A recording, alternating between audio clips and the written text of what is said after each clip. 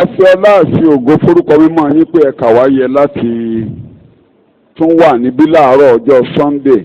We thank you. We give honor and adoration to your holy name. Nínú oṣù kẹta 2018. To be in your presence in the first Sunday of March.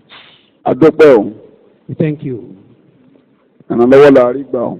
We only receive help. Oore ọ̀fẹ́ yín ni o bàbá. It is by your grace. A fi gbogbo ògo. Give all honor. A dá padà sọ́dọ̀ ẹ̀yin Ọlọ́run ẹlẹ́dàá. We return all honor. Ní pàtàkì. Bí ẹ ti jẹ́ ká wà níwájú yín gẹ́gẹ́ bí ọmọ. For retaining us before you as a son. Ẹ̀jẹ̀ á wò tán. We are not looking sideways.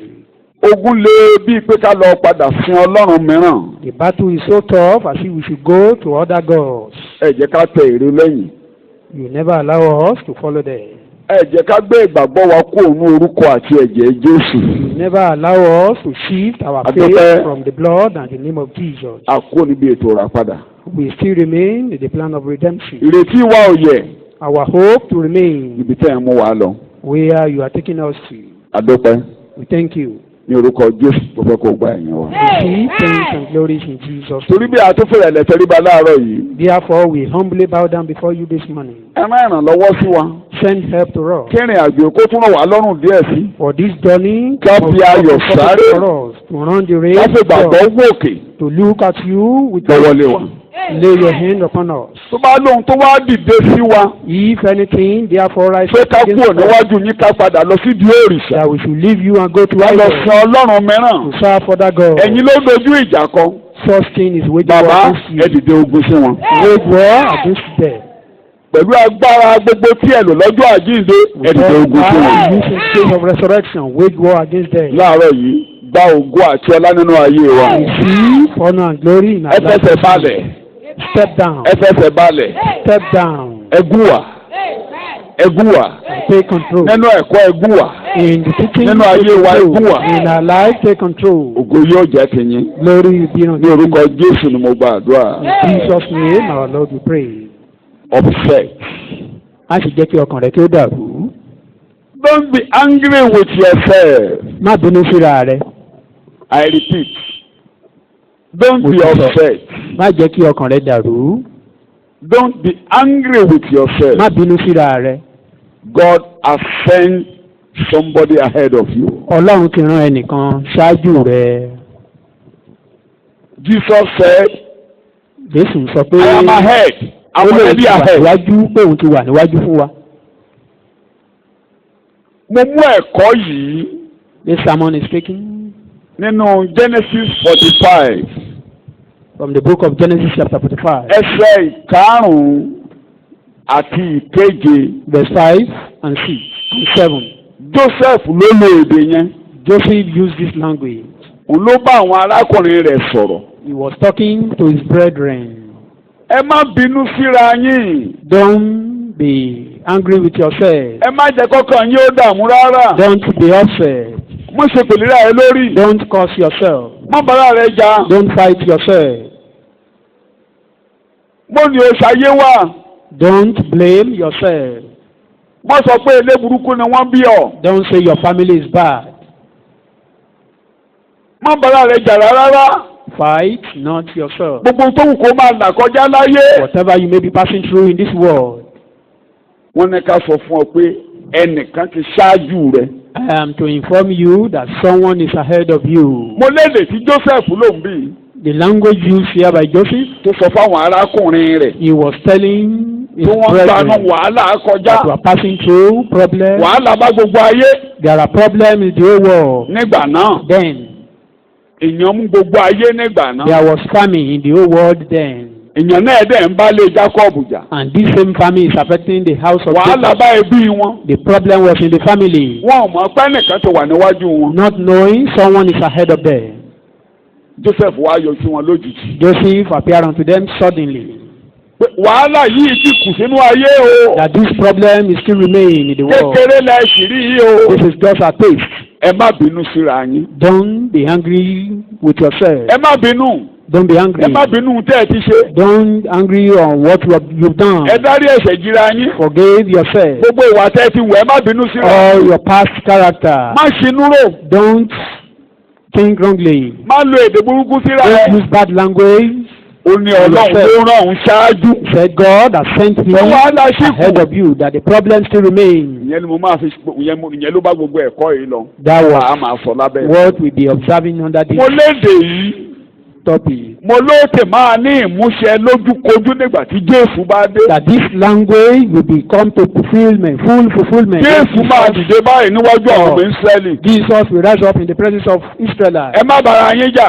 Don't fight yourself. àtẹ̀ràn mi ṣáájú I've yín. been saying, èmi náà ni èmi náà ni. I am èmi that tí ẹ gbé I tà. am. I èmi that tí ẹ tọ̀ọ́lẹ̀. is I that èmi is náà ni. vetted. I'm the one. ẹ má bínú síra yín. Don't be angry towards ọjọ́ yourself. ayọ̀ yín dé. That the day of your joy has èmi come. náà ń sọ fún ọ láàárọ̀ yìí. I'm ọjọ́ telling ayọ̀ tiẹ̀ you, dé. your own day of joy has come. ọjọ́ ayọ̀ tiẹ̀ dé. Your day of joy has come. ìyẹn ni mo ṣe announce kókó márùn-ún. That was why I Mo lò kan announced níjẹ̀jọ́. 5 points. mo máa lò kan láàárọ̀ yìí. I used one last week and I will use one today. ìyókù di ọjọ́ iwájú. eléyìí tá a wò níjẹ̀jọ́. The one we considered last week. ẹ máa bọ̀ lọ́dọ̀ mi. Come unto me lẹ́sẹ̀kẹsẹ̀. immediately. mo wá ní ìdíwò ló fi ní ká máa bọ̀ lẹ́sẹ̀kẹsẹ̀. Said, why is he saying this? mo wá lo ìdí méjì. mo I ní used two points. ẹ̀kúnrẹ́rẹ́ oore ọ̀fẹ́ ó wà. The manifold of grace of God. ó ti wà lọ́wọ́lọ́wọ́. The manifold of grace of God is ìkejì available. mo ní ẹgbàá wòlíì náà gbọ́. Believe the prophet. a parí ẹ̀kọ́ àlọ́ níjẹ̀jọ́. And we finished it there last week. mo wá ní lónìí eléyìí tá a máa wò. Today, what to consider today? mo ń bọ̀ lórí ẹ̀ mẹ́rin tó kù ẹ̀ jẹ́ kí n kọ́ kí n tó sọ tòní. The remaining 4, let me just mention them before we talk of today. ìyípadà yín ti bẹ̀rẹ̀. Your change has started. ìṣípòpadà yín ti dé. Your change has come. àwọ̀ yẹn lásán. You'll be àrò putting yẹn lásán. garment, a new garment will be put aṣọ upon tuntun you. là á gbé wọ̀nyí. A new garment and a new status. ìkẹta Number 3, èmi á tọ́jú yín. I will take care of you. ebi ò ní pa yín. You will not suffer hunger or starve. ìkẹrin Number 4, ẹ máa gbé lẹ́bàá ọ̀dọ̀ mi. you will live near me. n tó dáa jù lórí ilẹ̀ ẹ̀yin ló máa ní. The best thing on the land will be for you. ẹ máa gbé lẹ́bàá ọ̀dọ̀ mi. Live near me. n tó dáa jù lórí ilẹ̀ yóò jẹ́ And we tèmi. have the best on the land. ilé tó kẹ́yìn tí oṣù òun ló That kéré jù. one which is not the least. lékè gbogbo rẹ̀ ìròyìn ayọ̀ máa tọ̀ ọ́ wá. At last, it is good news for you. lékè gbogbo ìrìn àjò yìí ìròyìn ayọ̀ máa tọ̀ ọ́ wá. Good news for you. lónìí gangan ẹ̀wẹ̀ tó bá Today, ń lọ. where we are going. ẹ sáré bá a ka Genesis 45 verse 5 and verse 7 if possible New Living Translation if not New King James Version Nínú ẹ̀yà Bíbélì or New International Version of the Bible. èyíkéyìí nínú àwọn ẹ̀yà Bíbélì tó ń dárúkọ yìí. New Living Translation if it's here 5 and 7. Don't be upset, Don't be upset. and don't be angry with yourself. That's my title. Don't be angry with Má yourself. bínú síra rẹ. Don't be upset. Má bànújẹ́. Don't be angry with yourself. Verse 7. Má bínú síra rẹ. Mo fún God, bọ̀ yes. God has sent me ahead of you. God has sent me ahead of you. Ọlọ́run ti rán mi ṣáájú yín. Jésù ni a rán ṣáájú rẹ. Jesus has been sent ahead of Mo you. sọ lábẹ́ ìfáàrà yìí. I said it under tó ń the ṣẹlẹ̀ sí ọmọ I don't know what you are passing through. I don't know what is happening Bí to wọ́n bí tí you. ìrìn àjò ẹ dé láyé. I don't know where you are today. Àwẹ̀ fọkànbalẹ̀. Calm down. Mọ́ bàrà rẹ jẹun. Don't fight yourself. Mo tún dákún ọ̀ràn ara ẹ o. Don't add to the problem. Mo ṣe pèlè ìyá ẹ lórí o. Don't curse your parents. Mo ṣe pèlè bàbá ẹ lórí o. Don't curse your father or your mother. Má mú ìyàwó ẹ lájẹ o. Don't Má tulé ara rẹ o. your wife or your husband. Don't scatter your family. má bínú sílẹ̀ rẹ rárá. Don't be angry. má ti ẹ̀dá ẹnikẹ́ni jà má jẹ́ kọ́ lóun bínú sí ọ. Don't fight anyone. Let tó bá God lóni be tó ti rò fóun ló ń angry. ṣe ọ́. If you have anybody in mind that Ọlọ́run ló ń mọ ọ̀rọ̀ rẹ ó lóun mọ̀ nípa ayé rẹ. God said is aware of your àti rán situation. Jésù ṣáájú rẹ. Jesus has been sent ahead of you. má dọkàn rú o. Don't be upset. ọ̀rọ̀ rẹ á dayọ̀. Joy will end your case. mo lọ́rọ̀ rẹ á dayọ̀. Your case will end in joy. ẹ̀mí ò ní tó ẹ̀kọ́ ìjẹ́jọ́ ṣe. We are not repeating last week's sermon. ṣùgbọ́n kẹ́ni kan ni mo fẹ́ tẹ̀ mọ́ létí One thing I want to emphasize. ìyípadà rẹ bẹ̀rẹ̀. Your change has started. a ó yí ipò rẹ padà. Your status will be changed. a ó wọ̀ ọ́ láṣọ tuntun. A new garment for wàá you. bọ́ aṣọ òṣì yẹn kúrò lọ́rùn rẹ. That garment of wretchedness will aṣọ be ìyà yẹn removed. à á bọ́ kúrò lọ́rùn That rẹ. garment of suffering will be removed from you. mo ní ìbẹ̀rẹ̀ ohun tuntun dé. ìsínípò padà rẹ bẹ̀rẹ̀. A change of status. a yí ayé rẹ Your padà. life will be changed. ipò tó wà yìí a ó yí padà. That status will be changed. Thank you. It's a new status. Your change Ìyípadà has ọ̀tun. started. Pé ìyípo padà rẹ ti dé. Status will be changed for Àájú you. ipò rẹ padà sí rere. And that garment will be changed. A sì pààrọ̀ aṣọ rẹ pẹ̀lú. Let me take for my text before I begin to expatiate. Ká lọ I síbi took títà my wa text kí n tó from máa Genesis ṣàlàyé. chapter 45, Ìwé Genesis orí karùndínláàdọ́ta just verse 22. ẹsẹ̀ You ìkejìlélógún can rẹ̀. take in Yoruba or any language. Genesis 45. Genesis orí Verse karùndínláàdọ́ta 22. ẹsẹ̀ Ó fi ìkejìlélógún. ìpààrọ̀ aṣọ fún gbogbo wọn. Oh!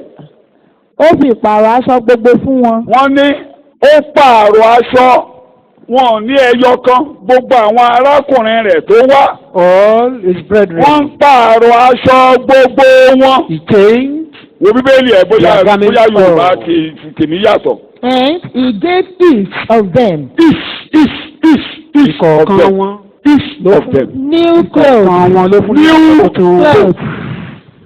New garment. Aṣọ tuntun. Each Ìkọ̀ọ̀kan wọn. of them. Ìkọ̀ọ̀kan wọn. Wo Bíbélì ẹ̀ o. Look at My the Bible. emphasis is on each. Àtẹnumọ́ mi níbẹ̀ ni ìkọ̀ọ̀kan wọn. Each. Ẹyọ kọ̀ọ̀kan wọn. If you are 1 million listening to me today, God will change your garment. Tẹ́ ẹ bá fẹ́ ọ̀rọ̀ ìtọ́jú ilé ní Ọlọ́run á pààrọ̀ aṣọ God rẹ̀. has provision for each of you. Ọlọ́run ní ìpèsè fún And every ẹnìkọ̀ọ̀kan wa. one of you. Ìkọ̀ọ̀kan wa pátá. And every one of you. Ẹyọ ẹnìkọ̀ọ̀kan wa lọ́lọ́run ní ìpèsè fún. A stock. Sufficient stock. Ó ní ànító àti àníṣẹ́kù You fún wa. can understand that. You know, Òye rẹ̀ á I'm lè a yé wa. little bit tall. Ṣé ẹ mọ̀ pé mo ga Some of níwọ̀n you bá cannot kékeré? use my garment. Ọ̀pọ̀lọpọ̀ wa ò lè lórí aṣọ tí mo bá lò. Ṣé ẹ ń gbọ́ mi? My Betty now, some of you women cannot use the garment of Betty. Arábìnrin wa tí wọ́n dárúkọ yìí ọ̀pọ̀lọpọ̀ wa ò lè lo aṣọ tóun bá lò. Betty me cannot use the garment of my little blessing. Arábìnrin tó dárúkọ yìí náà kò lè lo aṣọ arábìnrin kejì tí wọ́n dárúkọ. Neither brother Dare cannot use the coat of brother Ojo. Àwọn arákùnrin méjèèjì wọn lè lo aṣọ ara Are you wọn. listening to me? Torí wọ́n sanra jura lọ. Are you listening to me? Ṣé ẹ ń gbọ́ mi? I remember when they got the garment for protocol officer the other time, the one they sold for brother Ojo was not okay. Nígbà kan níjèlò tán rán táwọn ọ̀ṣà wa máa sọ fúnra wọn. Kíákíá wọn lọ Wọ́n ṣe aṣọ ẹnìkan gbẹ́sùn kejì wọ́n wá rí i pé kò ṣe wọ̀. Kí sista Ṣọlá pé kí Wọ́n tètè yára pààrọ̀ rẹ̀. ìdá oúnjẹ sí. What am I trying to say? Joking. Kí ni mò ń mú jáde Get pé the point. ẹ jẹ́ kó yé wa. Aṣọ tiẹ̀ wà lọ́dọ̀ bàbá. Your own garment is with God. Tó bá sáìsì ẹ̀ mú gẹ́lẹ́. That is your exact size. A kàn lọ ní ìṣúra àgbélé ẹ̀ You lọ. go to his treasury. Tiẹ̀ gan, tiẹ̀ gan, tiẹ̀ gan, That's tiẹ̀ your gan, own tiẹ̀ gan, exact tiẹ̀ gan, tiẹ̀ gan, tiẹ̀ gan. Your own. Close your eyes. Díjú rẹ. My garment is with you. Aṣọ mi wà lọ́dọ̀ rẹ Give me bàbá. my own garment. Wàá sì fi tèmi Give me my own garment. Wàá fi aṣọ tèmi lé mi My own lọ́wọ́. garment. Tó bá Wàá mi fi mú, ohun tó bá mi tèmi mú, tó bá mi mú. That will fit me. Gẹ́lẹ́gẹ́lẹ́gẹ́lẹ́gẹ́lẹ́. That will fit me. Ọwọ́ rẹ ló wà. It is in your Ọwọ́ hand. rẹ ló wà It is in bàbá. your hand. Tèmi gan ló máa My tẹ̀lé own. You will give me my own.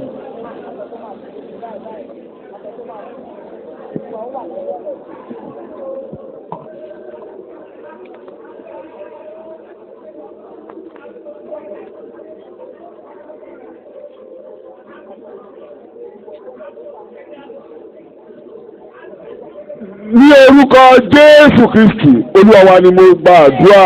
Jesus name our Lord we pray. Àpẹẹrẹ pọ̀ síwájú mi bóyá kí n mú kan Many kí n examples. tó lọ sí torí mo máa ń fẹ́ ṣàlàyé ìdíwò I gan. like to explain Torí bí kẹ́kọ̀ọ́ ẹ̀ máa forí kọ ni. Because Ìdíwò gan where we la are going. fi máa yí ipò rẹ padà. Why will your status Àlàyé yẹn ni change? màá ṣe tá a máa rí dé. Explanation. Tí mo bá lè débẹ̀. If I'm able to Ṣùgbọ́n ó get dáa there. kí n fún ọ lápẹẹrẹ But kan. it's good for me to give you example. Tálùdù àtàkọrin bá wà níbí. If the Ognis Bóyá wọn á bá mi is gbé. there, maybe they will help me a Ẹ bit. jẹ́ kí microphone yín wà lọ́wọ́ yín. Torí pé ayé yóò máa béèrè wípé. Ènìyàn yóò bí mi lórí ìbò ní bàbá sọ̀rọ̀ mi gbà. Ènìyàn yóò dá orí pé àánú ni mo ti gbà. Wọ́n ní Jésù kì í fi wé ìrántí kan ní kó ràn mí lọ́wọ́. Ayé ló máa bèrè pé láti ní mo lè ṣe. Ènìyàn yóò bí mi lórí ìbò ní bàbá sọ̀rọ̀ mi gbà. Ènìyàn yóò dá orí pé àánú ni mo ti gbà. Wọ́n ní Jésù kì í fi wé ìrántí kan ní kó ràn mí lọ́wọ́. Ayé ló máa bèrè pé láti ní mo lè ṣe. Ènìyàn yóò bí mi lórí ìbò ní bàbá sọ̀rọ̀ mi gbà. Ènìyàn yóò dá orí pé àánú ni mo ti gbà.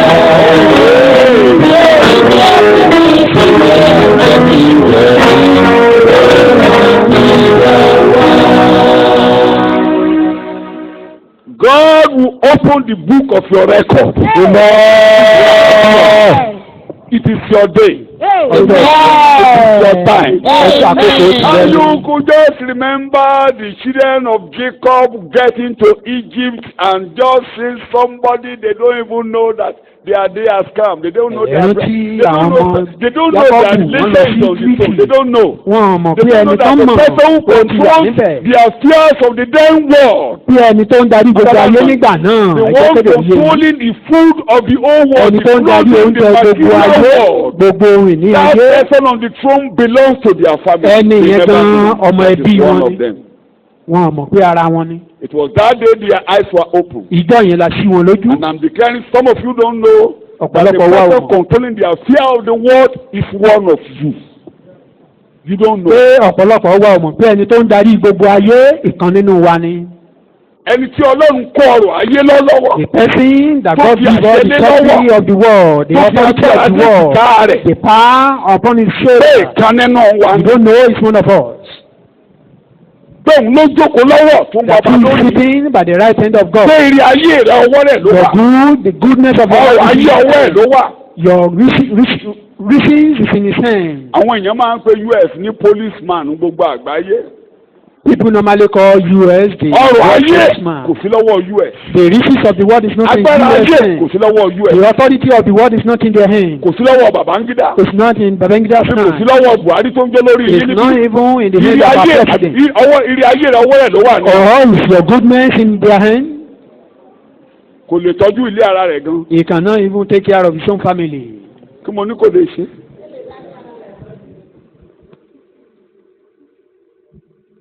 Kí ni mò ń wí láàárọ̀ yìí? What am I saying? Ṣùgbọ́n lójijì Suddenly, àwọn ọ̀run ṣíwèé ìrántí kẹ̀hìndínlẹ̀ Jacob. the heavens opened the door of remembrance Lẹ́yọ̀ kọ̀ọ̀kan. individually, Lẹ́yọ̀ kọ̀ọ̀kan. each of them Nínú ẹbí Jacob. in the family of Wọ́n Jacob, bẹ̀rẹ̀ sí yí ipò wọn padà. and their Wọ́n status kọ́kọ́ started pààrọ̀ changing. aṣọ wọn. First thing is changing of their Torí garment, ọjọ́ ìpààrọ̀ wọn ló because it's the day of their change. Gbọ́ mi lónìí dáadáa. Listen to me very well. Ṣé àmọ́ pé ó tọ́ àwọn tirẹ̀ wá? You know, he comes to his Àwọn tí ò own, ṣe kéne. Ọ̀gá. they rejected him. Ẹgbọ́nú ẹ̀kọ́ ìjẹjọ. You heard last week Pé Egypt ni Joseph kọ́kọ́ ń tọ́jú. that Joseph was Israeli taking ń gan care pépé. of Egypt firstly. Gbogbo ẹnìkan Before the Israelite came. ni Joseph ń ṣètò ayé wọn tó ń dá. In the land of Egypt, Joseph was Torí àwọn taking care of everyone of them because the Israelites the day of Israelites is coming. Ọjọ́ tí Ísírẹ́lì ń bọ̀. Their own day is coming. Jésù ló wà lórí ìtẹ́ lónìí. Jesus is on the throne today. Ojú Ísírẹ́lì fọwọ́n orí náà. The Israelites were blindfolded. Wọ́n ráre lọ́wọ́lọ́wọ́ báyìí. They were suffering. Kí mo ní wọ́n ṣe lọ́wọ́lọ́wọ́? What are they doing? Wọ́n ò mọ̀ pé ènìyàn wọn ló wà ń bẹ̀. Not knowing Ṣé the wọ́n people ṣùgbọ́n is there. ọ̀dọ̀ wa ní Jésù ti ń ṣàkóso lọ́wọ́lọ́wọ́. Now, presently, Jesus Ní ìrọ̀lẹ́ nínú àkóso Jésù. they will not suffer. Àwa la ní kí Ọlọ́run ní kó lọ jókòó tì wá. God sent him to us to go and see with us. Òun ló ní gbogbo ọgbọ́n. He has all the wisdom. Ọlọ́run fi gbogbo ìṣúra rẹ̀ oko léje. Every treasure of God is in Jesus' Bíbélì hand. sọ̀rọ̀ Colossians chapter 2. Ìwé Kólósì orí kejì. Let me just use verse 9. Ẹsẹ̀ ìkẹsàn rẹ̀. Colossians Kólósì orí kejì. chapter 2. Ẹsẹ̀ ìkẹsàn rẹ̀. nítorí pé Yes. nínú rẹ̀ ní gbogbo ẹ̀kún ìwà Ọlọ́run gbé lé ara ìyára. Nínú ẹni bóyá ẹsẹ̀ a ìkẹfà. sì ti ṣe yín ní kíkún Ẹsẹ̀ nínú ìkẹfà. rẹ̀. Nínú ẹni tí a fi ìṣúra ọgbọ́n àti ìmọ̀ pamọ́ sí. Inú ẹ̀. In la Christ fi ṣúra- Jesus. Yes. In him all the treasures The treasures. of divine wisdom The treasures of divine wisdom. Gbogbo and ìṣúra all ọgbọ́n riches àtòkùwá. of spiritual knowledge All the riches of spiritual knowledge. and enlightenment are stored up Fún ẹ̀ la gbé sí. and lie Everything within. Àkójọ in him. àkójọ sínú rẹ̀. They remain in him. Inú ẹ̀ la kójọ sí. Everything Tó orí in ìtẹ́ him ló wà lónìí. is on the throne today. Ó dẹ̀ wà láti tọ́jú ẹnìkankan And yín. there to take care of every one of you. Ó ní wà bó ṣe wà yín mọ́. You will not remain the same. Shout hallelujah. Okay, hallelujah. Jẹ́ n fi àpẹẹrẹ kan hàn yín. Let me show us one example. Ẹnìkan wà There was a person. tí ọ̀tá kórìíra rẹ̀ tó bẹ́ẹ̀ tó jẹ́ wípé Enemy hated him. ẹni to the iná extent that iṣẹ́ ìránṣẹ́ tó gbà níbi tó wà ní pé kó máa ṣọ́ géètì. his ministry is a gate man or a gatekeeper, Kó máa ṣọ́ géètì ọba. a gate man of the king. Ṣùgbọ́n ọ̀tá kan kórìíra ẹ̀. An enemy hated him, Ní géètì tó jókòó sí yẹn. even while taking care of the gate.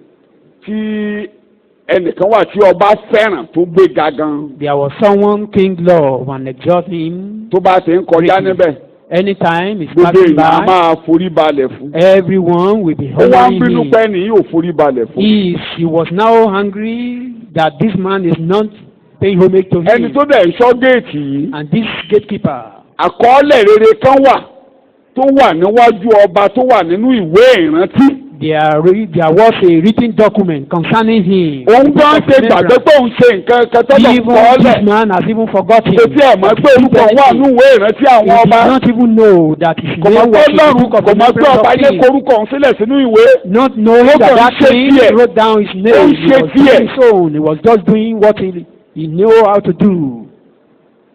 Ẹni tó ní kó tẹríba fún un kó kí un kó. The person that wants him to be honoring him, Ó ti ṣètò pé ṣe ni wọ́n máa pa tilétilé he has tẹ̀síṣẹ́. planned to destroy him totally. Àkókò tí ogun yẹn wá lé. The time this battle was so tough Tí ọ̀tá lòun máa ẹ̀ǹdì ayé àti gbogbo ẹbí àti that the gbogbo àwọn aráàlú enemy rẹ̀. has planned to put an end to them all. Ibẹ̀ ni mo fẹ́ kà sí yín lónìí. That is Ìyẹn where I mo fẹ́ want fi to bá be. yín sọ̀rọ̀. That is where I want Nínú to discuss with Ẹ́sítérì you. orí ìkẹfà. In the book of Esther, Nígbà tí àbá mú ìyà yẹn ṣẹ. when Tí ọwọ́ the ìyà plan would have been ìbá come to pass, Tí àbá da yí ẹ̀rú pátápátá. when they would have thwarted his life. Kí ni mò ń bá ọ sọ láàárọ̀ yìí? What am I saying? Ìkóríta tó wà, èèkan lè dàrú kó má yẹ ọ kó má mọ̀nà The àbáyọ. point you are now, thing may be so. Mọ́dékáì ò mọ̀nà àbáyọ lọ́jọ́ way yẹn mọ́. out. Mordecai do not know way out, Ṣùgbọ́n wo Ọlọ́run lókè. but he was looking at God. And Ó wo Ọlọ́run lókè. he was looking at God. Ó ti ya àkókò sọ́tọ̀tọ̀ láti wá ojú Olúwa. He has separated the time to seek Pé o the wà face níbí of God. láàárọ̀ yìí. That we are here this morning. Ọ̀rọ̀ rẹ̀ á yanjú lórúkọ Jésù. Your case is settled. Tó bá gbórin àwọn ọmọ mi. If you listen to one of Ojú our sókè wo Jésù lágbélébú. Orísun ìwẹ̀nùmọ́ ni fọ́kàn rẹ̀, ẹ̀jẹ̀ ń bẹ lórí pẹpẹ. Tó o bá lè gbójú rẹ wo Jésù If nígbà. you can look unto Jesus, Ní àkókò tí ibi ìbá bá, the time evil would have come upon him, ibi ò ní wọnú ilé rẹ evil will mọ́. not come to your house. Sọ bẹ́ẹ̀, ìyá Tell mi yourself, parí. my sovereign Sọ bẹ́ẹ̀, ìyá mi parí. end, my sovereign Kò ń ṣe end. pé Ọlọ́run dá ibi dúró nìkan. Not that God stopped the evil alone. Kò ń ṣe pé ìyá rẹ parí. Not that the sovereign ended Èdè alone. tó gbómi lọ sínú ẹ̀kọ́ ẹ̀ ni pé The lójijì language ipò rẹ̀ that yí take me padà. here, that suddenly his status was changed. Láàárọ̀ yìí ipò rẹ̀ yóò yí padà. Your status was changed. Ẹ́sítérì orí ìkẹfà. Book of Esther. Ẹsẹ̀ ìkẹ́nẹ́nẹ́kẹ́ ti gbé ẹ̀kọ́ kó lè yé wa. Verse 1. Ní òru náà, Ní òru gan-an, ọba kò ní òru gan-an, In that very night, tí a bá mú ìdájọ́ ìṣiṣẹ́, when the judgment of Satan would tí have ayé rẹ̀ ìbá dàrú, they would have tí ọ̀tá ìbá mú ayé rẹ̀ mọ́lẹ̀. that enemy would have destroyed his Wọ́n bá life. ọ sọ̀rọ̀ mi ò ní I'm ìkankan talking pẹ̀lú to èso. you. I have nothing to do Tó bá lè wo with it. Jésù láàárọ̀ yìí, If you can look unto Jesus mi this ò mọrú morning, àlá tó o lá. I don't know the type of dream you have. Àlá burúkú yẹn kò ní í ṣe wá ọ̀la That dream will not come to pass. Mi ò mọ àwọn tó ṣèpàdé lánàá I mọ́jú don't lórí ọ̀rọ̀ know rẹ̀. those who held meeting in the night. Ní àkókò tí yẹ kó mú ìdáwọ́jẹ́ wọn ṣẹ, Olúwa yóò fi Time wé when you ìrántí receive their prayer, God will open your book of remembrance. Èso onímúdáwọ́lé ẹ̀ṣẹ̀ lórí ayé rẹ̀. Satan will not bring to pass his plan upon Àwọn your tó life. rojọ́ mọ́ pé wọn ò ní ṣe lórí ayé Your rẹ̀. accuser, their plan will not come to pass. Ohun tó ń ṣe nípàdé òkùnkùn òye What they kàn are mí. doing in the meeting of that, in Ọlọ́run ló ṣe darkness, pàtàkì fún mi. I'm not concerned about that. Ọlọ́run God ló is ṣe what pàtàkì is fún mi. important. Lóru God is ọjọ́ what tó is àbá mú important. ìdáwọ́lé wọn ṣẹ. In the night, they would have fulfilled their Lóru ọjọ́ plan. yẹn gan. That very night. Lóru ọjọ́ yẹn gan. That very night. Ọlọ́run rántí ọkùnrin yìí sí rere. God remember this man for good.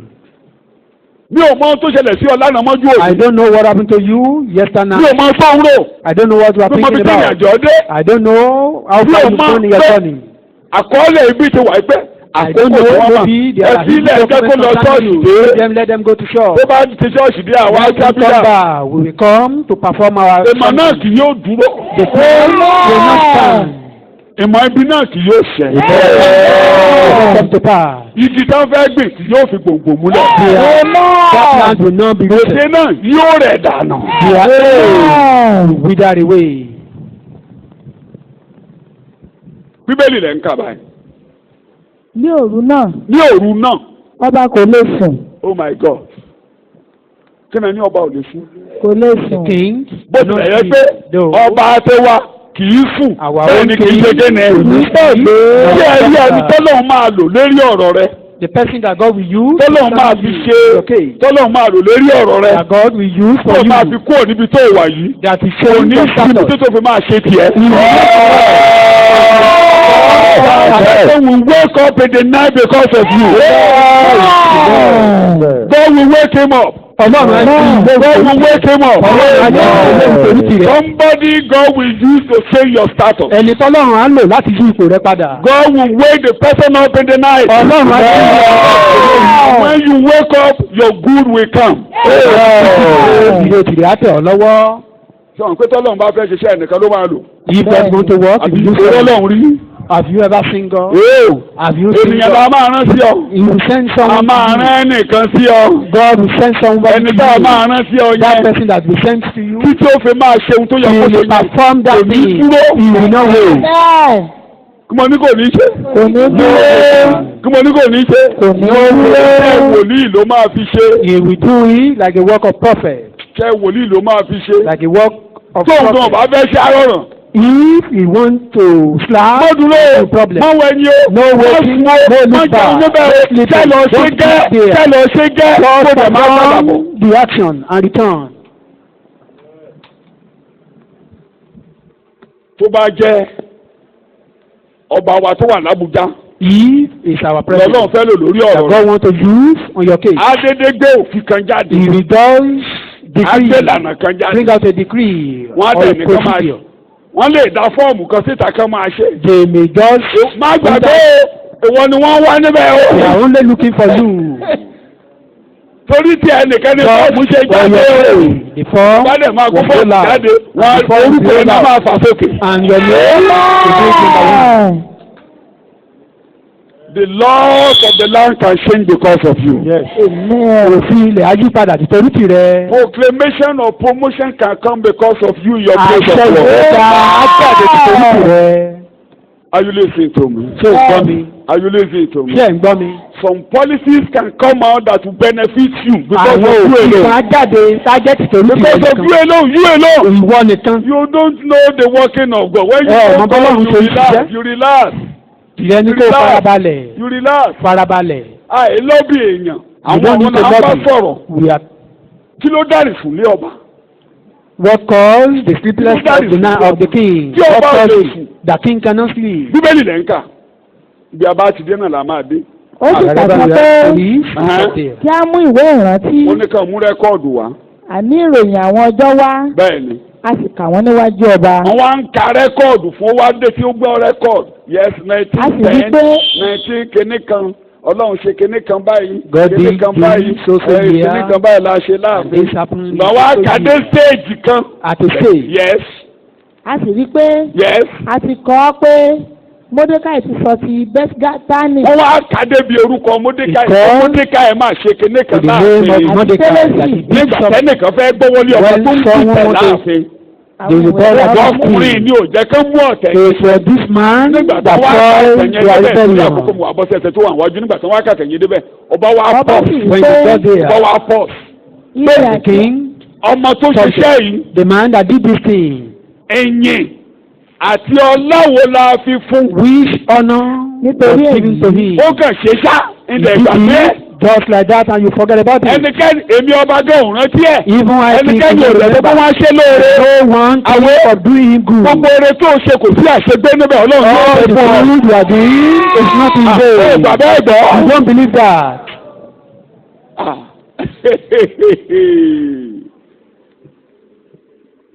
Ẹni bá bomirin kí la ti máa ṣe. Anyone that water, God will water. Pé ọmọkùnrin yìí omi wo ni wọ́n ara òtútù. Is not Ó yẹ kára ẹ̀ comforted. tútù. He's supposed to be green. Ó yẹ kára ọmọkùnrin yìí tútù. Why is this man not comforted? Wọ́n wá ní kò sí.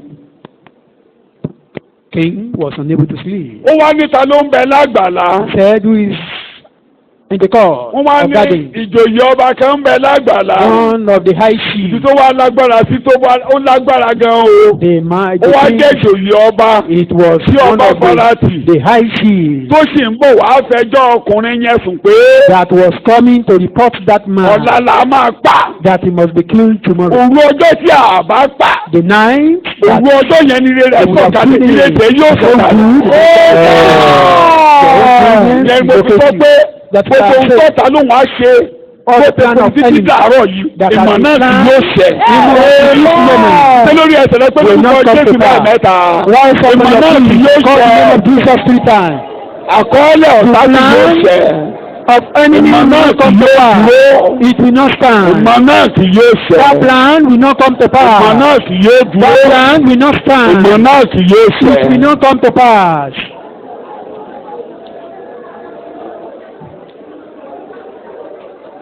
Ní orúkọ Jésù ni mo gba àdúrà. In Jesus' name we pray. Jókòó. Sit down. Wá kí lọ bá wá sọ nígbà tó kùnrin yẹn dé. What did God say? Àwọn ọmọkùnrin tó fẹ́ gbé ọkùnrin tó gbé ibi lọ́wọ́. The man that was coming with evil. Wọ́n wọrí. Don't Ṣé worry. ẹni tó gbé ibi lọ́wọ́? Anyone Òun ló máa ṣe ọ́ lóore. is one that is doing you good. Ọ̀pọ̀lọpọ̀ yín ò fẹ́ kó ṣe yín lóore. Many of us don't Ó want. máa ṣe mí lóore. You will do Ó me ló máa ṣe mí good. lóore. You will do me good. Màá gbọ́ orí ọ̀tá mi ní tèmi. I will receive the blessing from my Màá jọ enemy. bẹ̀rẹ̀. Kó bá gún yán màá jẹ́. If he die and eat it, or if he prepare a food, Bàbá nìyẹn. that is God for you. Kí ni mo gbé bàbá? That is God. Bí ọ̀tá ṣe ó gbé bí báyìí.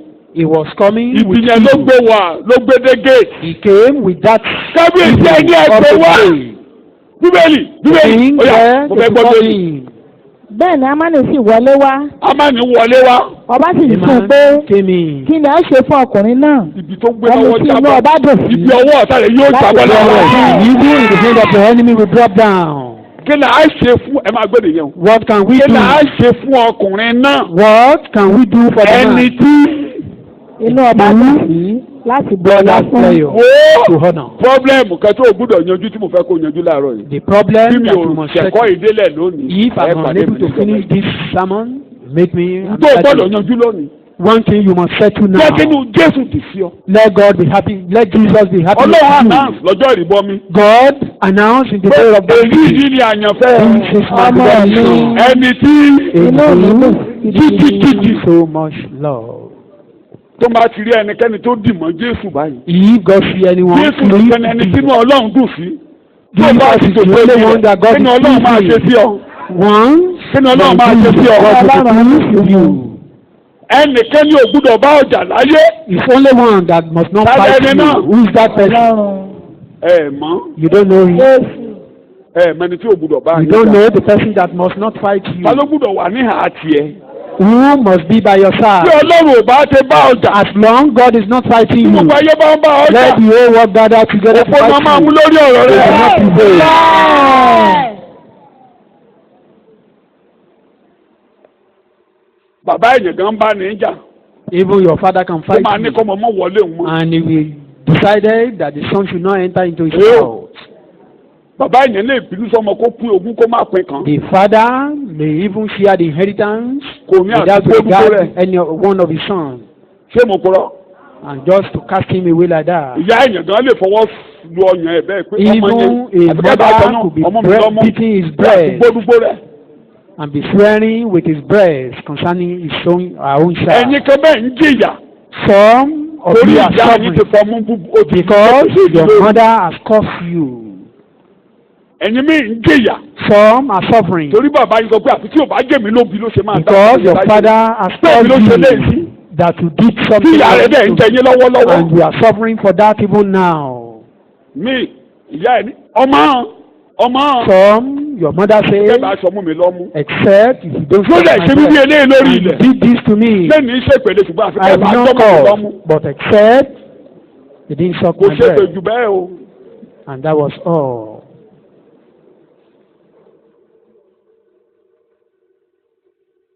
ilẹ̀ wa lé. Things were so tough. ṣùgbọ́n ẹ̀kọ́ lè bí yẹn lónìí. But àwọn that sọ́ọ̀dì rere lórí is ayé. settlement. So good. ìlànà àti sọ́ọ̀dì rere ni pé Procedure to tí turn Ọlọ́run to bá ti good. yọ́nú. The moment God is happy, sínú Ọlọ́run wá dùn sí ọ pé òun and rí God ọ. is happy to pé mo rí ọ you, níwájú mi. that He see you in His presence, Ọlọ́run òun náà tó tí mo sọ láàárọ̀ ẹ̀mí yẹn. that is Ọlọ́run what wá I'm sí saying. rẹ́kọ̀dù pé. God will open the mo rí book of ọmọdé yìí remembrance. lọ́dọ̀ Jésù. I see this child. orúkọ with rẹ̀ ti Jesus. wọnú ìwé His ìyọ̀dọ̀ name is in the àgùntàn. book of life of the ẹ̀ṣẹ̀ ò sí Lamb. lórí orúkọ rẹ̀ There mọ́. is no more sin upon His a ti name. wọ ẹ̀ṣẹ̀ rẹ̀ nu. His sin ó ti is dìbọn blotted Jésù out. olùgbàlà. They are clean unto Jesus. ẹlẹ́rìí wo lẹ̀ tó ń fẹ́. kí la máa ṣe fún ọmọdé yìí. What can we do? kí la á ṣe fún. This son of pé ó a dìbọn child Jésù. that awọ is ẹ̀ṣẹ̀ rẹ̀ nù. a sin blotted out. orúkọ rẹ̀ ń bẹ nínú ìwé ìyọ̀dọ̀ His àgùntàn. name is in the book of life. ọmọ ẹ̀ ń wà orúkọ wà nínú ìwé wa. The name is in the rẹ́kọ̀dù book. wa rè. This is our record. ọmọ tí mo ń sọ fún ọ láàárọ̀ yìí. You know what I'm telling you now? ẹ̀yin kan wà ń bí láàárọ̀. There are some here this morning. tọ́lọ̀ ń fẹ́ ṣoore fún. God want to favor you or do good unto tó you. gbé rẹ́kọ̀dù Church of the Living God. He took the record of this church. àwọn eléyìí rí gbàlà. These people have been saved. wọ́n wà níwájú mi mò ń rí wọn They are in my gbogbo. presence. I see them always. kí la á ṣe fọmọdé yìí. What must we do for this child? àwọn kan wá bíi lójoojúmọ́. Some are coming here daily. orúkọ wọn ti wọnú ìwé. Their name is in this mo record. dẹ̀ rí pé wọ́n sì ń jìyà bí ọmọ And aláìní yet they bàbá. are still suffering like a fatherless lónìí a child. ó ṣùwé ìrántí kan. It's open already. wọ́n ń jìyà bí ẹni tí ò gba Jésù. They are suffering like a sinner. kí ló ń mú ọ̀tá tó ti ń jẹ wọ́n ní ìyà bí èyí. Why his enemy still torturing wọ́n ní kí them? n bá yín sọ bẹ́ẹ̀ láàárọ̀ I'm to yìí. tell you this pé morning ipò rẹ̀ yóò yí padà. that the changed. mo ti sọ pé tí mi ò bá bẹ́ẹ̀kọ́ débi tí That is why I said if I'm unable to finish, màmá ṣe lọ́jọ́ mi. we will do it. ṣùgbọ́n kó wà nǹkan lára rẹ̀ pé But let nítorí it set you in your mind that Amen. your status is changed already. Amánu sì dá ọba lóhùn pé ọba dá ọba lóhùn pé ọkùnrin náà ẹni tí inú ọba dùn sí oh my God láti bu ọlá fún. wo ìyẹn ló ṣe pàtàkì jù o. That is the most important of it all. Ìyẹn ló ṣe pàtàkì jù. That is the most important of all. Kí inú Ọlọ́run dùn sí ọ. For God to be happy towards you. Oògùn rẹ̀ ni pé. And the solution is. Ṣe ọwọ́ mi lórí ó fi rẹ̀ṣẹ̀ bí tara mi kò lára bọ́ mi dé mi sàn títí láìpé wà kó pé fún ètò ìṣòro. Ìwọ nìkan. Ìwọ nìkan ló lè sá. Tí o rí bó ṣe ń wò mí láàárọ̀ yìí. As you are looking at me this morning. Tó bá jẹ́ pé o ṣègbà ẹ pé mo dáa. If you still see yourself as good, you may not receive anything. Ṣé ẹ̀rí ibi tọ́lọ́run ń wò láàárọ̀ yìí? What God is looking at this morning. Wọ́n ń pè bìkan ní ìtẹ́ àánú. There is a place called a mercy seat. Ẹ̀jẹ̀ Jésù nìkan ló wà ńbẹ̀. It's only the blood of Jesus that is there. Ẹ̀jẹ̀ Jésù nìkan ló wà ńbẹ̀. The blood of Jesus alone. Jésù bí ẹ̀jẹ̀ lọ bẹ̀ nígbà tó Jesus jíǹde kúrò took blood to the throne. Ìjọba ti rí ẹnikẹ́ni. Any day you see anyone. Tó tẹrí bàbá yìí. Bowing down. Tó tẹrí bàbá yìí. Bowing down. Ìmọ̀. Ilé ìlàjà àwa wí, ṣùgbọ́n mi tó rí ẹ̀jẹ̀ rẹ̀ ló ṣe pẹ́ ní wípé kí wọ́n òní gbàlà mẹ́bẹ̀ẹ́.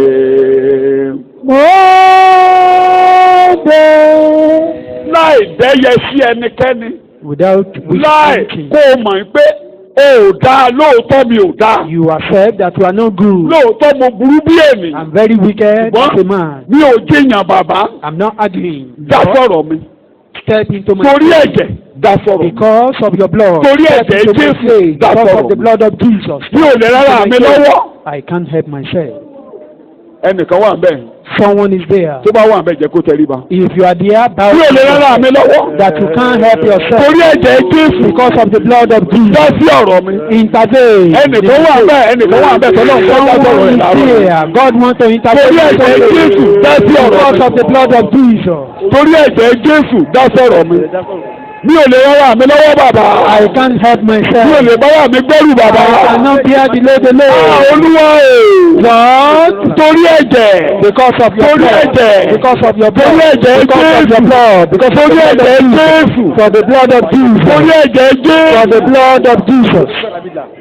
Olúwa mo ti ń jàkadì mo ti ń ṣèkadì mo ti ń ṣàfàlà ránṣẹ́ kọ́lọ́kọ́ mo lè dé dá sí mo ní ìdìrànlọ́wọ́ rẹ mo ní ìdìrànlọ́wọ́ ọ̀fẹ́ mo ní ìdàgbọ́ rẹ gbogbo tó kó dá sọ̀rọ̀ mi wákàtí yìí nítorí ẹ̀jẹ̀ rẹ ẹ̀jẹ̀ ìbílẹ̀ fún rẹ ẹ̀jẹ̀ ìwọ̀n rẹ gbogbo tó kó dá sọ̀rọ̀ mi lọ́wọ́ Olúwa dá sọ̀rọ̀ mi Olúwa wẹ̀ ìdàgbọ́ dá sọ̀rọ̀ mi Olúwa dá sọ̀rọ̀ mi Olúwa tó wọ́n lọ. Ní orúkọ Jésù ni mo gbàdúrà. Jesus name we pray. Nítorí ẹ̀jẹ̀ bá mi ṣe máa wí bẹ́ẹ̀ nítorí ẹ̀jẹ̀ bá mi. Do it for me for the sake of the blood of Jesus. Torí ẹ̀jẹ̀ ọ̀dọ́ àgùntàn ṣàánú. For the sake of the blood of the Lamb. Òun nìkan ni mo gbẹ́kẹ̀lé bàbá. Is what I trust in. Ẹ̀jẹ̀ Jésù nìkan ni mo máa fi the blood of Jesus alone. Òun ni kò wò mọ́ mi lára o. I trust on this blood. Má máa ro nǹkan kan o. Don't consider any other thing for this blood. Don't look at my family. Má ro bí mo ṣe ń lo ayé mi bàbàbàlà o. Don't look at how I spend my life. Má máa wo àkọọ́lẹ̀ gbogbo tí mo fi ṣe lo ayé mi o. Don't look at my documents. Ṣùgbọ́n torí ẹ̀jẹ̀ Jésù. But for the sake of your blood. Torí ẹ̀jẹ̀ Jésù. For the sake of blood of Jesus. Ojú wo ẹ̀jẹ̀ lórí pẹpẹ. Look down. Tó bá wọlẹ̀ ènìyàn ló máa rí o. If you look down. Tó bá wọlẹ̀ èlèṣù ló máa rí o. You see devilish man. Tó bá wò mí ìkà ló máa rí o. Look at me you see evil. Tó bá wò mí aláìṣòótọ́ ló máa rí o. Look at me you see. Tó bá wò mí alágbèrè ló máa rí o. You see a fornicator you Tó bá wò mí olè ló máa bá gbàgbé o. Look at me you see thieves. Ṣùgbọ́n torí ẹ̀jẹ̀ Jésù. Because of your blood. Torí Jésù ọ̀dọ́ àgùntàn tó ní ẹ̀yẹ́ of Jesus, the Lamb that you are favored with. ó wá sí ìdàgbélébùú wá sí ìdàgbélébùú tó tó ṣàmì owó ti tì í kò lè ní ìdá ní orúkọ Jésù ni mo gba àdúrà. Láàárọ̀ yìí ẹ̀jẹ̀ Jésù kò wọ ẹ̀yin mọ́. Jesus wash you clean. Ẹ̀jẹ̀ Jésù kò wọ ẹ̀yin mọ́. Gbogbo àkọọ́lẹ̀ ibi yẹn ẹ̀jẹ̀ Jésù kò parẹ́. Cleared up by the blood of Jesus. Ògo ni fún orúkọ Ọlọ́run. Hallelujah. To his holy name. Ní orúkọ Jésù ni mo gba àdúrà. Jesus name our Lord we pray. Sàmẹ́yìn kó kanlẹ̀ dáadáa. Shout Sàmẹ́yìn kó kanlẹ̀ dáadáa. Shout amen. Ẹ̀yin mélòó ló mọ̀? How many of you know? Pé tí Ọlọ́run bá ti rí ẹ̀jẹ̀ Jésù.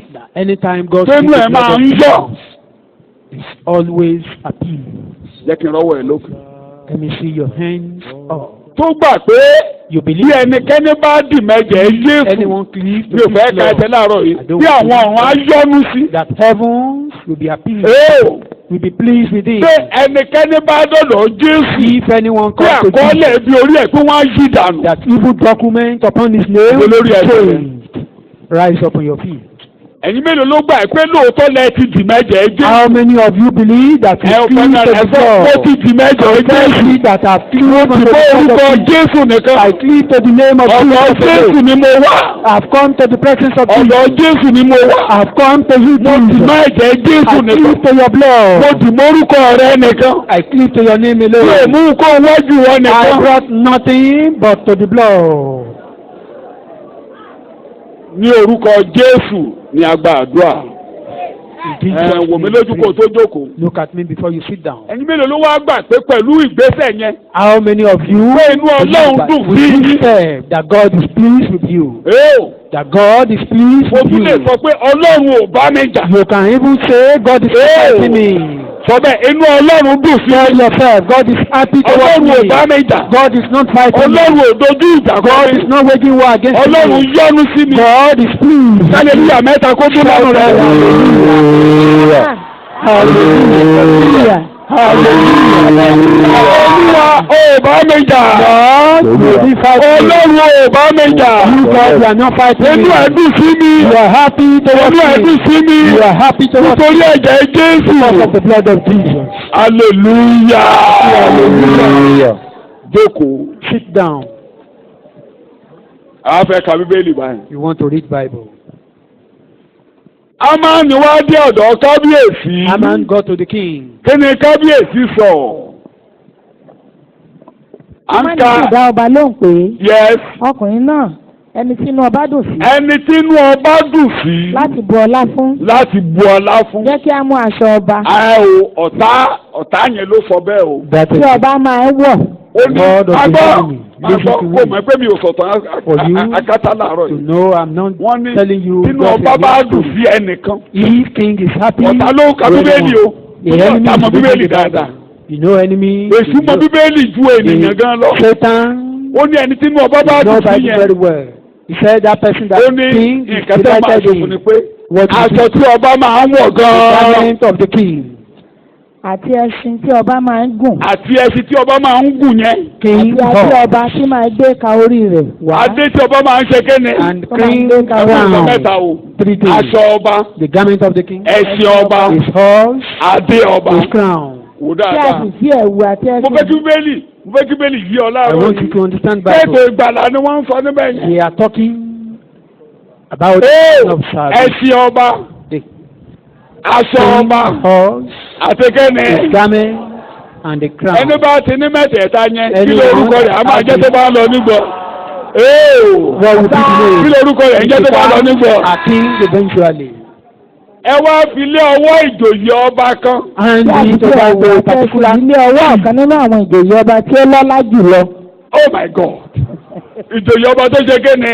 tí ó lọ́lá jùlọ of the Ẹ fi high lé e lọ́wọ́. and the kí wọ́n fi over ṣe the ọ̀ṣọ́ fún ọkùnrin náà Tó wá ní kókòrè yàn máa bọ̀. and they become Tó wá ní kí ìjòyè ọba tó dáa and tó that lọ́lá high jù yẹn lọ. the horse Gbé adé yẹn wọ̀ lórí. to put the crown upon that man. Aṣọ ọba tó dáa jù yẹn. That Sọ́sọ́ máa mọ̀ pé ọba rẹ̀ ẹgbẹ́ sí ọrùn rẹ̀. to be Àti tí ọba máa ń dé yẹn. and the crown of Ẹgbẹ́ dé lórí. be upon him. Kí ìjòyè yẹn wá gbé ẹni In that same yẹn. height, Ṣégun orí ẹṣin yẹn. we take that Ó máa man gún ẹṣin yẹn lọ ní ìgbọ́. and you be leading Bí him ìjòyè well. yẹn máa lọ níwájú ẹ̀ kó máa sọ pé. That I see Báyìí ni àwọn ṣe fún ẹni tí ọba. Nínú ọba dùn sí láti Báyìí ni àwọn ṣe fún ẹni. that God is pleased, delighted in, Kọ́ mu láì gbóró kọjá. to pass through the whole city.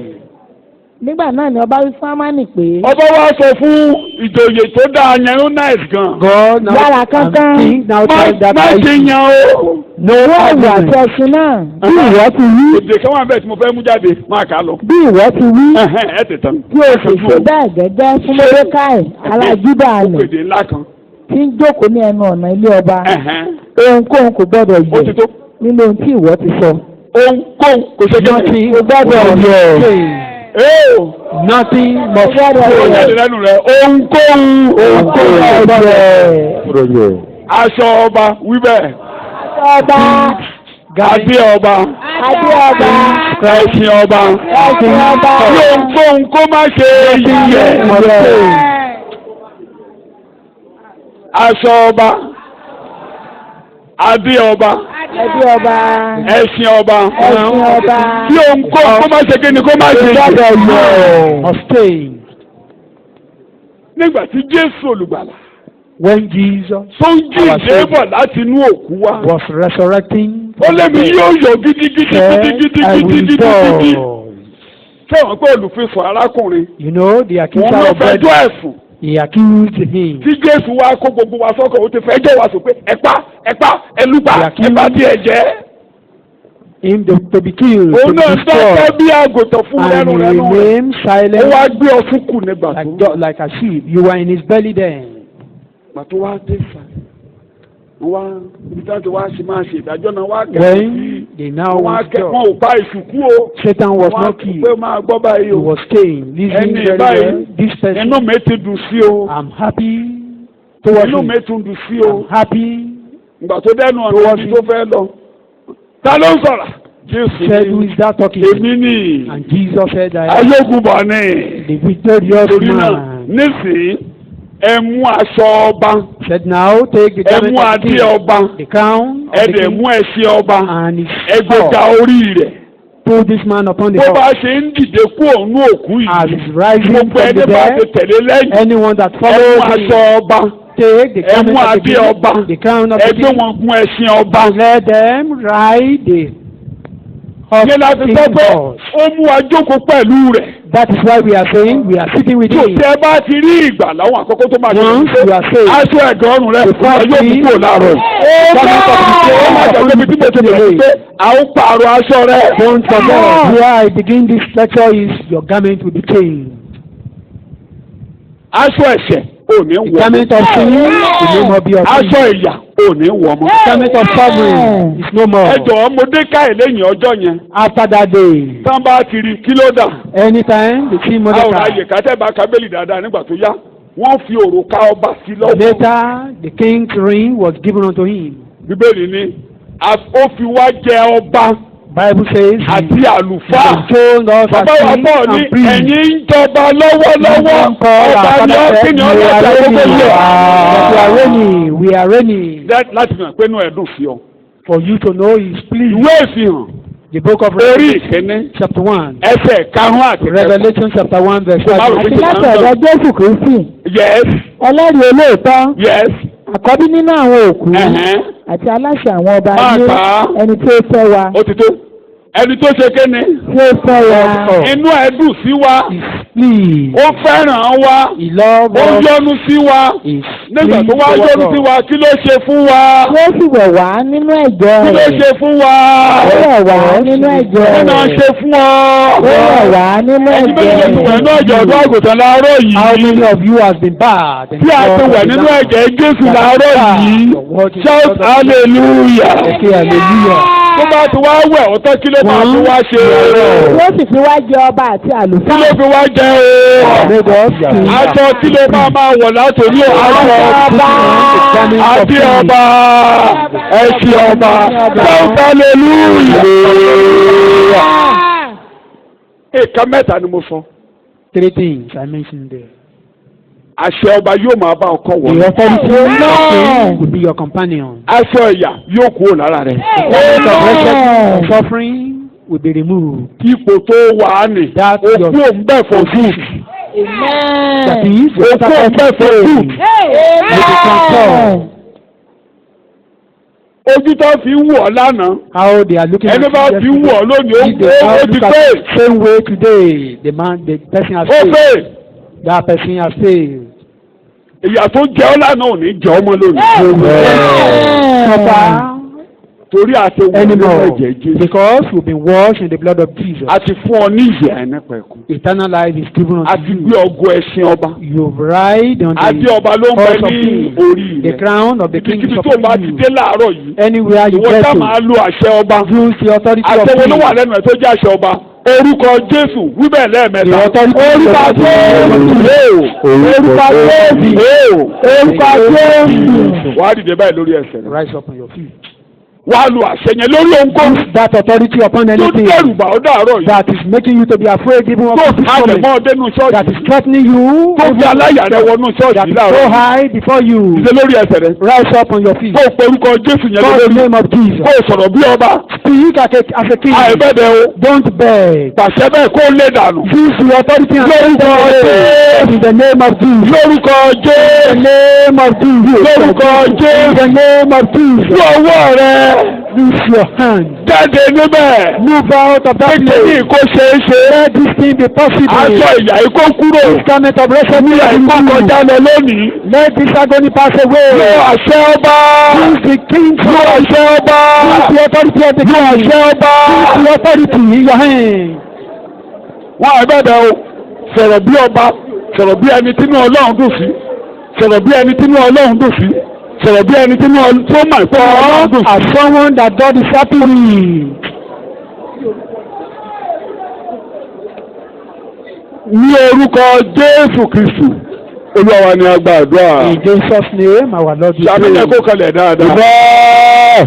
Ó ti rí bẹ́ẹ̀. Ní orúkọ Jésù ni mo gba àdúrà. Our Lord we pray. Jókòó ká tó lọ lé. Sit down before we go home. Ìdí tí ipò yín fi yí padà ẹ máa Reason gbọ́ your lọ́sẹ̀ tó status bọ̀. is staying. You live Wọ́n into that fọkàn message. balẹ̀ pẹ̀lú àpẹẹrẹ kékeré Calm wípé down. inú Ọlọ́run yọ sí mi sọ́dá God is Inú pleased. Ọlọ́run yọ sí. Inú Ọlọ́run yọ sí. Inú Ọlọ́run yọ sí. Ìgbàdúrà tó máa fi jẹ́wọ́ The pẹ̀lú prayer ìgboyà. point that we use Pé to confess inú the Ọlọ́run goodness. ti dùn sí mi. That God is happy. Gbogbo ẹni bá ti ń kanú Anyone that is grievous. tó sọ pé ṣe ni tèmi ò ní dáa. That said, it Ẹni will gan be ló well máa ṣe with mí me. lọ́ṣọ̀ọ́. Those such people will Kí ló adore máa ṣe fún me. mi? They will adore me. They are the one that will adore me. Ní sùúrù yẹ̀yẹ́ ló ṣe mọ̀ mi ṣe. You think I'm joking? Ibi tó gbé lọ́wọ́ á The evil that is ó máa carrying, fọ́mọ nínú. you will scatter. Kí mo ló máa ṣe? That evil will scatter. Ìrètí òrò pé ó yẹ kó o ṣe yí. You that you never thought of. Lójijì gbígbóná ní gbígbóná ní gbígbóná lá máa ṣe ọ́ lóore. You will be doing me. Àdúrà Ọlọ́run yọ́nú sí mi. Gbogbo ẹni kanú sí mi yóò ṣe mí lóore Anyone that is ní gbígbóná ní gbígbóná ní gbígbóná ní gbígbóná. me. By force, by fire, by They force. must do it. By fire, by force. Wọ́n ní láti ṣe é. By fire, by force. Kó máa ṣe mí lóore. They will do me Kó lọ good. Ọlọ́run bá mi jà. Because By God is fire, by happy. force. Kó máa ṣe mí lóore. They must do it. Kó máa ṣe mí lóore by fire, by force. They must do Ọlọ́run ò bá mi jà. God is Ọlọ́run ò bá mi jà. God is not Ọlọ́run ò happy. kọ́nú sí mi. God is Inú not Ọlọ́run dùn sí mi. God is happy Gbogbo ẹ̀yin tó with bá me. ní kò ní ṣe é ṣe. By Anyone fire, that by force. Kó máa ṣe mí lóore. God will use it to do the goodness. Ní orúkọ Jésù Kristi Olúwa wa ni mo gbàdúrà. In Jesus' Ṣàmìyàn kó kanlẹ̀. Amen. Orí ẹ̀yin ni ọ̀nà Ọlọ́run dùn sí. Because God is happy with Ní you. ti ọ̀tá, Of the enemy. ìdáwọ́lé rẹ̀ ò ní ṣe lórí ayé rẹ̀. Amen. Nípa àṣẹ Ọlọ́run, Of the authority of gbogbo God. ẹni tó bá ń bínú sí ọ láti àárọ̀ yìí, One that is kó máa ṣe ọ́ lóore. kó fi oore pàdé rẹ lọ́nà. Kó fi oore pàdé rẹ lọ́nà. Orúkọ Jésù kó fi oore pàdé rẹ lọ́nà. To you with goodness. Ògo ni fún orúkọ rẹ. Hallelujah. Ní orúkọ Jésù sì ni mo gba àdúrà. Láàfin ká tó lọ dúpẹ́. Lákòótán. Ẹ pàdé mi níjọ́ mẹ́jọ. Meet me next week. Introduction ni mo ṣe fún yín láàárọ̀ yìí. God. Sọ pé tó bá wá bẹ́ẹ̀ ni wàá yó. If you come next week, it means Introduction ni mo ṣe láàárọ̀ yìí. this is God, the introduction. Gbogbo ohun tó ń bá ọba kọ́ wọ́ọ́rìn. All those things that is accompanying King. Láti àkókò yìí á máa bá mi kọ́ wọ́ọ́rìn. They will Ohun tó ò ní my yẹ companion. wò mí lójú. Nothing will change. Wo None will change. Look at me here. sọ ọba máa ń funlẹ̀. The king sleep on the mere floor. Wọ́n pé wọ́n ṣàìsàn gan-an. You will never hear that. Gbogbo ohun tó ń bọ́ bá rìn. All those things that Ẹni tí Ọlọ́run accompany pè ní ọba. any Kó máa bá mi kọ́ wọ́ọ́rìn. called king. Let them Torí be my companion. ọba ò ìwọ ìyàwó tí i. God cannot be searching for Ọmọ ọba wives. ìwọ kò kà. A prince cannot be No. a princess cannot be searching for husband. Ẹ̀ ń wáṣẹ́ kiri. They don't search for job. Ẹ̀ ń wá jíjẹ They kiri. don't look for food. Ẹ̀ ń wá máa ń kà. They are not searching for children. Gbogbo ohun tó jẹ́ tọba. All those things that belong Lórúkọ to Jésù me. kí ohunkóhun má ṣe yẹ̀. Nothing. Lórí ẹ̀sẹ̀ rẹ̀ kó ohunkóhun má ṣe yẹ̀. None of them will be Ohunkóhun má changed. ṣe yẹ̀. Nothing to be changed. Torí mo ti dádé ọba.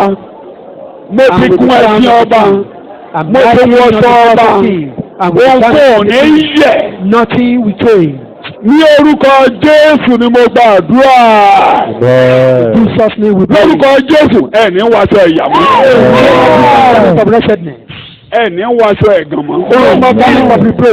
Ẹ ṣe èèyàn lásán mọ́. You are not ordinary man. Ibi ayé ò ní bá yín kọ́ You wọn. of the world will not be your companion. Wàhálà ayé ò ní bá yín kọ́ Problem wọn. of the world will not be your companion. Gbogbo ohun tó tọ́ sí ọba All the right thing for the ni a king fi tẹ́ àwọn ọmọ Joseph àwọn ọmọ Jacob méjèèjìlá lọ. were used to satisfy all the Ẹ̀ẹ̀kan ni a needs of tọ́jú Jacob. wọn ní ààfin ọba. They were taken care of Gbogbo èrò individually. tó ń bẹ lọ́dọ̀ Jésù fẹ́ yọ ẹnìkankan yín láti àárọ̀ yìí kó máa bá yín kọ́ wọn. For this or for every one of us, let them be Gbogbo our tó ní yín lára nínú companion. àgbọ̀ yìí láàárọ̀ yìí. Every Gẹ́gẹ́ bí affliction, orí every kankan lọ́mọdé lágbà ní orúkọ Jésù kó pòórá dà. Ọlọ́run nìkan ló mọ ohun tó ní ọ lára. God only is the one that knows what is afflicting Ó ti you. lọ sínú àpò ìṣúra He rẹ̀. has gone to his Níbi treasury. ìṣúra rẹ̀ láàárọ̀ yìí, ó ti tẹ́ ọ lọ́rùn. Orísun ìnira yẹn kó gbẹ̀dá. Orúkọ Jésù kó gbẹ̀dá. Ẹ ní jìyà bí ènìyàn No lásán. more suffer. Ẹ ní jìyà bí ènìyàn lásán. No more suffer in the name of Jesus. Àti dé eyín ládé ọba. You be crowned. Àṣẹ ọba kó máa jẹ́ The lẹ́nu authority ọba. of king. Ẹ tẹ̀lẹ̀ bí ọba. You talk like Ẹ king. gẹ̀ẹ́sì ọba. Right. Aṣọ ọba ló ń bẹ lọ́rùn yín. The garment of king is Ọ̀pọ̀ upon you ọ̀dọ́ already. ní wọlé sí i. Our family is no more Àti penetrate. ń fi ẹ̀gàn lọ yín. Ìbéèrè sọ bẹ́ẹ̀. No more be your portion. Yóò máa bá yín lọ láti orílẹ̀-èdè sí orílẹ̀-èdè. Ẹnikẹ́ni ò ní ṣe yín ní ìwọ̀. Despise you. A bá àwọn ọba wí nítorí ti yín. About you. Ẹni bá tọ̀ ní ó tọ́mọ lójú Olúwa. Anyone that touches you touches Torí the òkú hand Olúwa of ti sí ìdìbò. For the glory of God has overshadow you. Ògo ni fún orúkọ Olúwa. Ní orúkọ Jésù Kristi ni mo gba àdúrà. Jẹ́ tẹ̀mẹ́yìn ẹ̀dùn dáadáa. Nínú ẹ̀ bá dùn, dúpẹ́ lọ́wọ́ Ọlọ́run. If you are happy, go and thank God. Kò fi ọpẹ́ fún olùgbàlà.